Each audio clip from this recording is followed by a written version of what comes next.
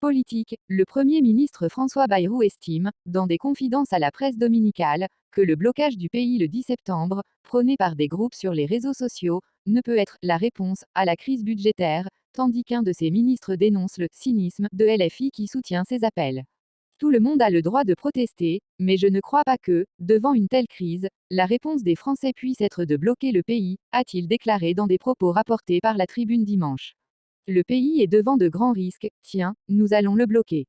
Comment défendre ça s'interroge-t-il également dans Le Parisien. Qui se cache derrière Bloquons tout, l'appel à la mobilisation du 10 septembre contre François Bayrou. De Gaulle avait raison, les forces politiques sont obsédées par la prochaine élection. Et comme il est plus facile d'être contre, c'est comme dans le film Astérix et Obélix, Mission Cléopâtre, pas compte. Pas compte, ironise-t-il encore dans le quotidien francilien. Et de conclure, c'est la chute de la falaise ou le chemin pour s'en sortir, martèle-t-il, estimant que seule l'adhésion des Français peut changer les choses. François Bayrou, qui tiendra lundi à 16 h une conférence de presse de rentrée, fait face à une menace de censure brandie par la gauche et le Rassemblement national sur ses propositions budgétaires. Il doit aussi affronter ses appels à bloquer le pays le 10 septembre. La France insoumise, LFI, de Jean-Luc Mélenchon a la première décidé de soutenir le mouvement « Bloquons tout », rapidement suivi par les autres partis de gauche. Grève générale. Le ministre des Relations avec le Parlement Patrick Mignola se dit surpris que la gauche soutienne un mouvement lancé, selon lui, pour dénoncer la pression fiscale qui pèse sur les actifs, ceux qui se reconnaissent dans le slogan « C'est Nicolas qui paye » qui a fait florès ces derniers mois. À sa source, le mouvement du 10 septembre est apparu comme le prolongement de la mobilisation des Nicolas, dit-il dans le journal du dimanche JDD.